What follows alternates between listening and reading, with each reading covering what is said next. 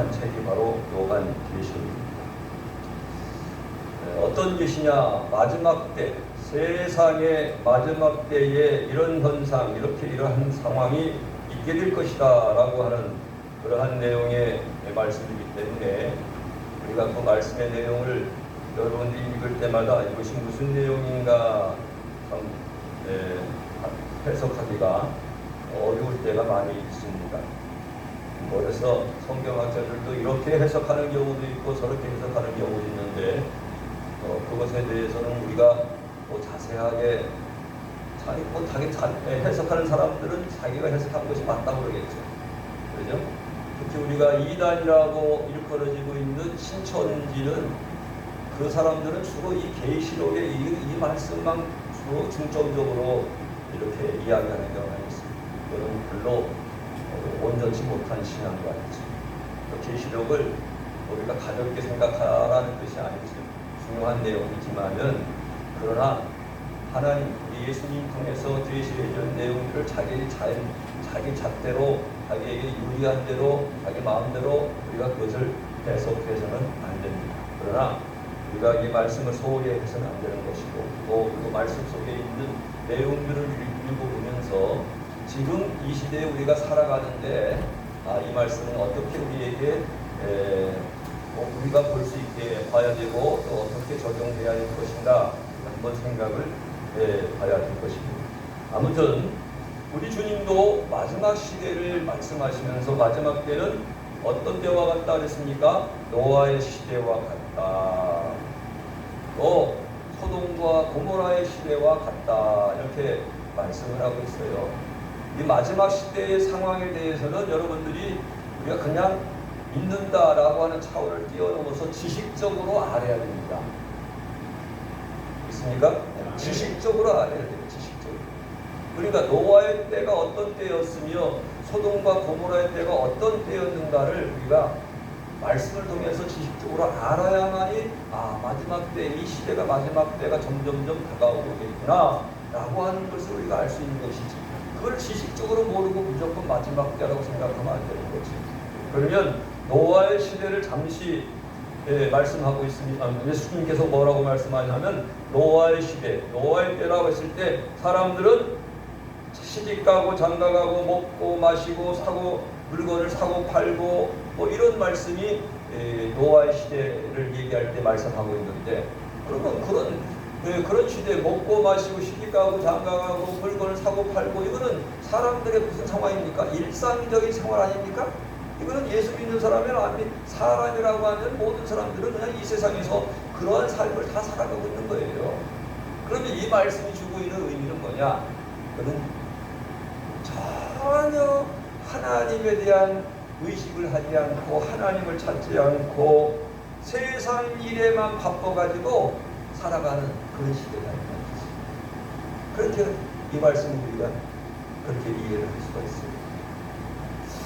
여러분들이 우리가 보면은 이 세상에 지금 일상적인 이런 일인데 이 일은 예전에도 있었고 지금도 있지 않았느냐, 지금 어떻게 마지막 때라고 볼 수 있겠느냐 이렇게 생각할 수도 있을 것 같아요. 이 말씀의 의미는 마지막 때는 사람들이 하나님을 찾지 않고 하나님을 떠나 하나님을 경배하는 것은 그건 말할 것도 없을 뿐만 아니라 하나님을 찾지 않고 아주 관심조차 갖지 않고 있습니다. 제가 이런 말씀을 드릴 때 여러분들이 좀 이해를 하시면서 이해해 주셨으면 좋겠습니다. 그 현상을 이 지금 시대의 모습을 우리 교회를 통해서 좀 생각해 보고자 하는 마음에서 말씀을 드립니다. 우리 교회가 지금 이 자리에 보니까 많이 비어 있죠. 그럼 그동안 우리가 전도해 왔던 사람들이 한 사람도 없어요. 그죠? 한 사람도 없다라고 하면 죄송한 사람이 한 사람도 없는 건 아니지만 거의 지금 다 떠났습니다. 이 자리에 안착하지 못하고 있다. 지금 현재의 시대가 이건 우리 교회뿐만 그러냐? 그렇지 않다. 여러분들은 안타까워서 가끔 저한테 우리 교회가 25년 됐는데 이렇게 말씀하시는데, 그럴 때마다 저는 여러분들한테 말할 어떤 죄송스러움이 있어요. 담임 목사로 책임이 분명히 있는 거니까. 제가 책임을 회피하려고 하는 것이 아니라 지금 시대가 전도하기가 얼마나 어려운 일입니까? 그리고 과거에 예수 믿었던 사람들 중에서도 교회를 안 나가는 사람들이 굉장히 많아지고 있습니다. 하나님에 대한 관심도 없고 찾지도 않고 하나님을 예배하는 것은 물론 뭐 말할 것도 없으니까 관심조차 그만큼 이 세상 일에 푹 빠져서 세상 일에만 관심 가지고 있는데 먹고 뭐 마시고 시집가고 장가가고 뭐 이런 그런 상황. 이와 같은 시대 노아 시대가 물론 노아 시대가 그런 뿐만 아니라 사람의 인간의 죄악이 세상에 가득하고 마음으로 생각하는 것이 온통 악한 생각만 하고 사회가 부패하고 포악함이 땅에 가득한 그런 모습. 그러나 일상적인 생활의 우리의 모습은 하나님을 찾지 않는 시대가 바로 마지막 시대. 점점 그런 시대 속에서 우리가 살아가고 있는 것 그렇지 않습니까? 지금 말씀을 드리니까 숙연하게 여러분이 들으시는데 현상을 말씀드립니다. 특별히 소돔과 고모라 시대와 같다라고 하는 것은 무슨 성적으로 완전히 타락한 그런 시대입니다. 그를 우리가 소돔과 고모라 시대다 이렇게 우리는 주님은 말씀하셨고 우리가 그런 시대 속에서 살아가고 있음도 틀림없는 사실입니다. 그렇죠?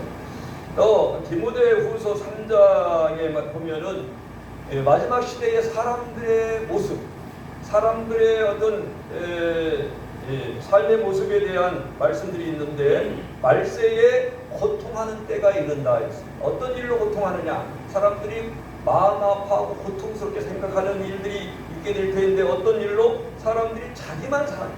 자기를 사랑하고 돈도 사랑하고 자기 자신을 뭐 이렇게 자랑하고 교만하고 비방하고 부모도 거역하고 감사하는 일들도 없고 거룩하지 않고 무정하다. 정념이라고 하는 정이라고 하는 정은 전혀 찾아볼 수가 없어요. 요즘 시대는 옛날에 우리가 이런 얘기를 합니다. 70년대 80년대가 참 좋았다. 그때는 사람들이 의리가 있었고 정도 있었고 좋았는데 요즘에는 정이라고 하는 건 찾아볼 수가 없다. 이런 얘기를 많이 하죠. 그게 정도 없어요. 또 원통함을 풀지 아니해. 원통함 풀지 아니하고 삶을 모함하고 절제하지 못하고 싸나우며 선한 것을 좋아하지 아니하고 배신하고 조급하며 자만하고 쾌락 사랑하기를 하나님 사랑하는 것보다 더하며 경건의 모양은 있으나 경건의 능력은 찾아볼 수 없는 시대. 이때가 마지막 때인데 이런 일로 인해서 사람들의 마음에 다 아픔이 있고 고통이 있다는 거죠. 이러한 시대를 우리는 마지막 시대다 이렇게 얘기합니다. 이건 일반적인 오늘 본문에 나와 있는 내용과 좀 사뭇 다른 그런 일반적인 우리가 살아가는 삶의 현장에서 볼 수 있는 그러한 내용들의 말씀이고, 그러면 오늘 본문의 말씀을 통해서는 마지막 때 있게 되는 어떤 현상에 대한 한 부분에 대한 말씀입니다. 마지막 때에 있게 되는 한 부분에 대한 말씀인데 13장의 1절로부터 보면 어떻게 말씀되어 있습니까? 내가 보니까 사도 요한이 주님으로부터 계시를 주었을 때의 그 상황을 기록한 겁니다. 내가 봤는데 바다에서 한 짐승이 나오는데 뿔이 10이고 머리가 7이고 그 뿔에는 10 왕관이 있고 그 머리들에는 신성모독하는 이름이 있더라. 바다에서 왔더니 성경 하나님의 말씀에서 바다는 세상을 의미합니다. 그러니까 이 세상에서 갑자기 어떤 한 인물이 등장합니다.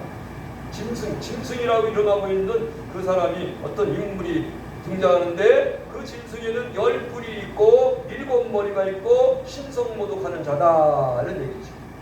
성경에서 7이라고 하는 숫자는 완전수, 충만수입니다. 그러니까 10뿔이라고 뿔이라고 하는 것은 권력을 말하는 거예요. 권력.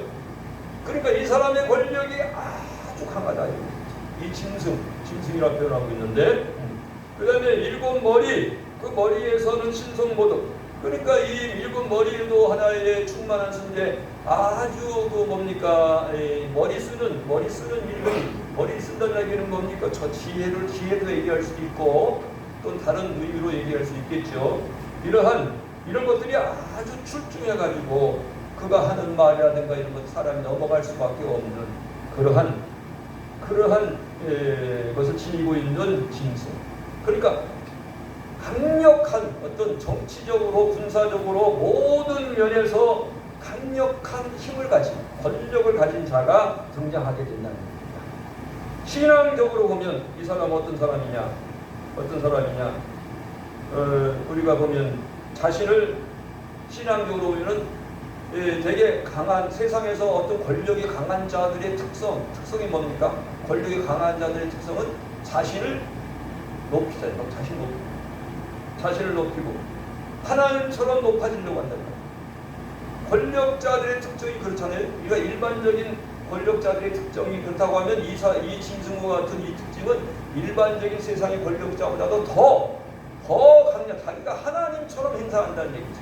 하나님처럼 높이고 또 하나님께 속한 영광을 가로치려고 하는 그러한 존재. 한마디로 말하면 하나님을 대적하고 거만한 그러한 권력을 소유한 자다. 이렇게 말할 수 있습니다. 그것은 어떤 개인이 될 수도 있고 어떠한 집권을 어떤 세상 권력을 장악한 어떤 조직화된 어떤 세력일 수도 있고 개인 또는 집권 세력이라고 우리가 그렇게 이해할 수가 있습니다. 그러면 그 짐승의 특징을 보면 2절에 뭐라고 되어 있습니까? 표범과 비슷하고 또 곰의 발과 같고 입은 사자의 입 같다. 표범, 여러분들 표범이라고 하는 표범의 상징성은 뭡니까? 아주 빠른 거죠. 민첩한 거죠. 또 곰의 상징성은 뭐죠? 강력한 힘, 잔인함 이런 것들이 곰. 사자를 통해서 우리가 느껴지는 건 뭡니까? 사자를 보면 모든 짐승들 중에서 사자는 굉장히 위험 있는 모습이잖아요. 위험 있는 모습. 어떤 지배하고 장악하는 그런 능력을 소유했을 때 사자와 같다. 이렇게 얘기하잖아요. 이러한 이 짐승의 모습이 그 권력자의 모습이 모두 판단이 민첩하고 빠를 뿐만 아니라 자기가 가지고 있는 강력한 힘을 가지고 잔인한 모습을 그에게 보여줍니다. 그리고 어떤 그의 권위가 엄청나게 권위가 아주 사람들로부터 위험 있게 보이는 장악하게 되는 그런 특징을 지니고 있다. 이 짐승에게 누가 권세를 줬습니까? 2절 하반절에 누가 줬다고 그랬어요? 용이 자기의 능력과 보좌와 큰 권세를 그에게 줬다. 그럼 용은 누구냐? 용은 바로 사탄입니다. 하나님이 그에게 준 것이 아니라 사탄이 그에게 그런 권세를 주었다는 거예요. 우리가 이런 말씀들을 나누면서 성경의 근거를 우리가 찾아가지고 지금 말씀을 드리는 건데 그것까지는 우리가 구체적으로 이 시간 말씀을 드릴 수 없고 어디에 이런 용이 사탄이고 어디에 이 짐승이 뭐고 그런 것들은 지금 우리가 찾아볼 수 없겠습니다만은 아무튼 여러분들이 그걸 알아야 돼요. 근데 더 놀라운 사실은 이 짐승이 3절에 보니까 머리 하나가 상해서 죽게 되었어요. 근데 죽게 되었던 상처가 나와서 죽은 줄 알았는데 쉽게 말하면 죽은 줄 알았어요. 이 짐승이. 그런데 이가 어느 날 갑자기 살아가지고 등장합니다. 그럼 사람들이 볼 때 어떻게 봐요? 대단한 사람. 여러분이 우리 예수님은 죽었다 다시 살아나신 분이 아닙니다. 그 예수님과 같은 그런 모습도 보인다 이 말이지. 죽은 것 같이. 죽은 줄 알았는데 다시 살아납니다. 사람들이 우리가 가장 놀라운 사실 또 놀랍게 여기고 아주 이렇게 뭡니까 높이 이렇게 살 수 있는 것들이 저 사람이 갑자기 어떤 상황이 왔는데 갑자기 살아난다. 그러면 대단한 존재를 우리가 인식할 수밖에 없잖아요. 그렇다 이 말이지.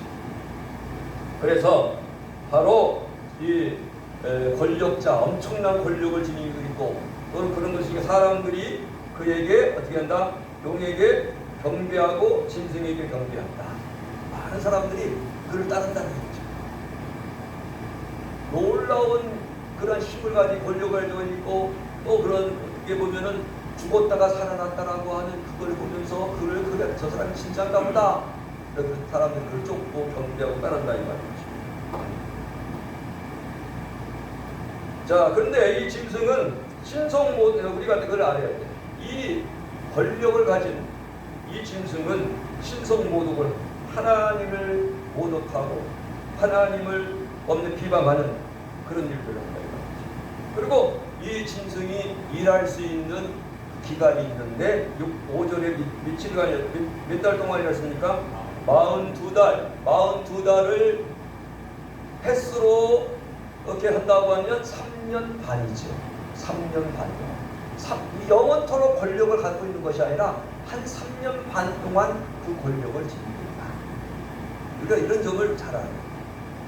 근데 용이, 사탄이 그에게 그런 권세를 줬는데 여러분 우리가 신앙 영적으로 잘 알아야 돼요. 사탄이 그에게 줬지만 그것까지도 두고 하나님의 허락 가운데 주어진 것입니다. 그럼 하나님 왜 허락하셨는가라고 하는 건 나중에 말씀드립니다. 하나님께서 허락하신 가운데 권세를 주셨다. 여러분 한번 잘 보세요. 욥기를 우리가 성경에서 볼 때 욥기를 읽으실 때 욥이 큰 부자 아니었습니까? 그렇죠? 근데 사탄이 하늘의 그 영권에서는 하나님이 계시고 사탄과 또 다른 귀한 천사의 존재가 있잖아요. 그럴 때 사탄이 하나님께 뭐라고 말합니까? 저 욥이라고 하는 저 사람이 그냥 하나님을 잘 섬기는 줄 아십니까? 지금 부자고 자기가 이렇게 재산도 많고 이렇게 하나님께서 함께 도와주셨기 때문에 저가 하나님을 잘 섬기는 것이지, 만약에 욥이 가지고 있는 재산이 다 날아가 버리고 자식들도 다 죽어나간다고 하면 저 욥은 절대 하나님을 섬기지 않을 겁니다. 오히려 하나님을 욕하고 하나님을 저주하고 그럴 겁니다. 그렇게 누가 말합니까? 사탄이 하나님께 얘기해요. 그래? 그러냐? 한번 네가 그러면 그렇게 해봐라. 하나님의 허락을 하지. 누구에게? 사탄에게. 네가 그래서 욥의 재산을 다 뺏어가봐. 진짜 욥이 그렇게 흥가하는가? 누구 허락하에? 하나님의 허락. 나중에 왜 하나님이 허락하시는가? 여러분 잘 들어요. 나중에 좀 더 후에 하나님께서, 그러니까 이 우주 만물에 되어지는 모든 악한 존재가 있는 것도 하나님의 허락하에 이루어진다 이 말이죠. 그걸 우리가 알 수가 있습니다. 영원토록 이루어지는 것이 아니라 몇 달? 42달. 그것이 3년 6개월, 3년 반이다. 6절에 보니까 짐승이 입을 벌려 하나님을 향해서 비방하잖아요. 그리고 그의 이름과 그의 장막 곧 하늘에 사는 자들을 비방한다. 이게 누구니까? 성도들을 비방한다. 성도들, 그가 하는 일은 하나님을 대적할 뿐만 아니라 하나님을 믿는 자들을 못살게 구는 거예요. 하나님을 믿는 자들을 비방하고 학대하고 박해하는 그런 역할을 한다는 거예요. 7절 이어서 말합니다. 권세를 받아서 성도들과 싸워서 이기게 되고, 거기에 우리가 어떤 약한, 육신을 우리가 약한 우리 잔들이 그 짐승의 그 자를 우리가 이길 수가 없죠. 그죠? 그가 이깁니다. 그리고 각 족속과 방언과 백성과 방언과 나라를 다스리는 권세를 받았다. 그러니까 그 성도들을 어떤 이제 박해하고 그러는데 그 범위가 상당히 넓은 범위에 이루어진다는 그런 뜻입니다. 그런데 잘 보세요. 이런 일이 있게 되니까 8절 중요한 말씀입니다. 자, 죽임을 당한 어린 양의 생명책의 창세 이후로 이름이 기록되지 못하고 이 땅에 사는 자들은 다 그에게, 그 신생에게 견뎌요. 그러니까 죽임을 당한 어린 양의 생명책에 기록되지 못한 아는 자는 누굽니까? 불신자들이죠. 세상 사람들은 그 신생에 다 굴복하고 경배하게 되어 있어요. 거꾸로 말한다고 하면 무슨 얘기죠? 생명책에, 하나님 어린 양의 생명책에 기록된 자는 절대 그 짐승에게 굴복하지 않는다. 그겁니다. 그러니까 우리가, 여러분들이 지금 교회 다니고 예수 믿는데 이런 핍박, 환난과 박해와 핍박이 있을 때 너희들이 믿음을 보겠느냐라고 하는 것은 그 말씀입니다. 거기 그 사람에게 굴복하는, 교회는 다니고 믿음을 믿는다고 하지만 거기에 힘이, 거기에 굴복하게 하는 자, 굴복한 자라는 어디 보면 가짜 신앙이라고 했습니다. 그래서 결국은 누구든지 귀 있는 자는 들을지어다. 거기에서 사로잡힐 자는 사로잡혀가고 감옥에 갇힐 자도 있겠고, 그리고 그 권력에 의해서 또 칼에 죽임을 당할 수도 있다 이 말이죠. 죽임을 죽음을 당할 수도 있어요. 순교할 수도 있습니다. 감옥에 갇힐 수도 있고 포로로 잡혀갈 수도 있고 순교할 수도 있지만, 그러나 여기에 뭐가 있다? 성도들의 인내와 믿음이 어디 있다? 여기에 있다. 진짜 믿는다고 하는 것은 그때 상황에서 알 수가 있다 이 말이지.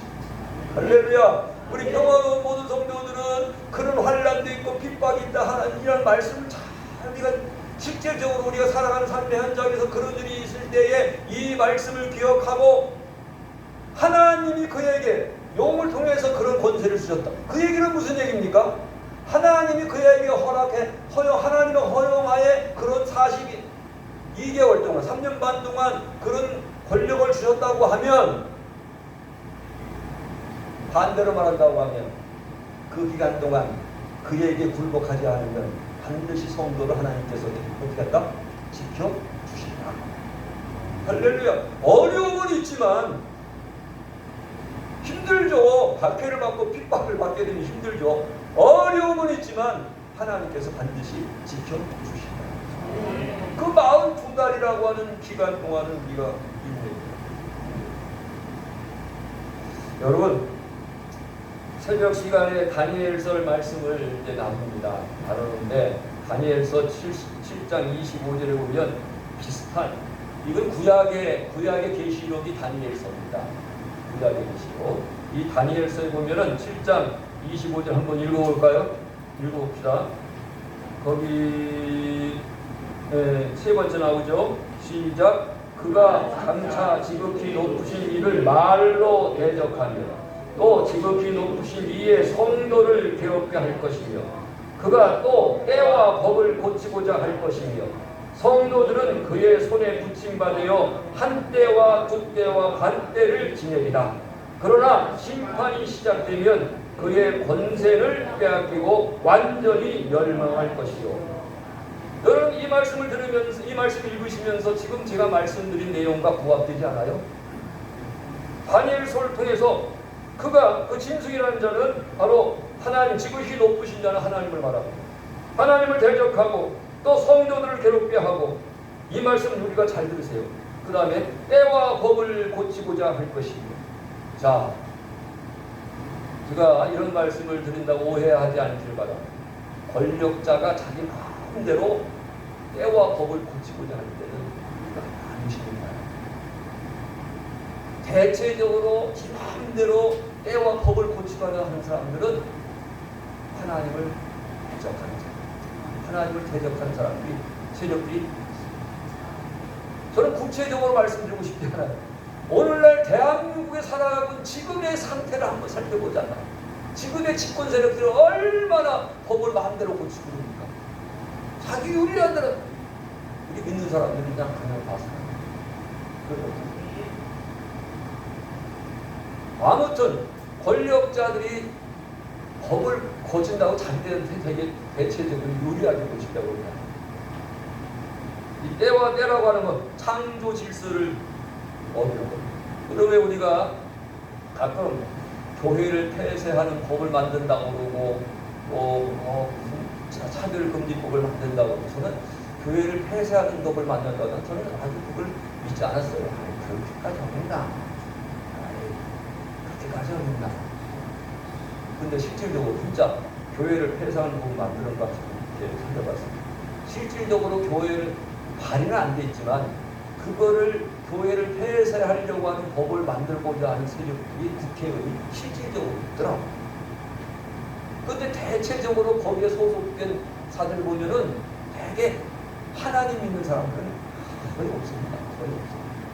이념적으로도 보면은 이상하고 자유민주 국가의 이념보다도 참 저쪽의 이념적으로 치우친 사람들이 대부분 손 이름 한번 하나 될까요? 손소리라고 하는 국회의원이 많은 사람이 있는구나. 젊은 사람입니다.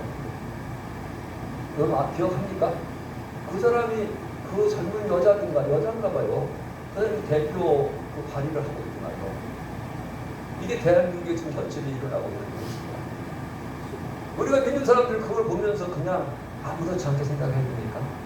우리가 성경을, 하나님의 말씀을 알고 있는 우리들이 그렇잖아요. 우리가 서야 할 땅이 어디고 우리가 지켜야 할 그 내용들이 무엇인가 이런 말씀을 통해서 얼마든지 우리가 인식할 수 있는 거 아니겠어요?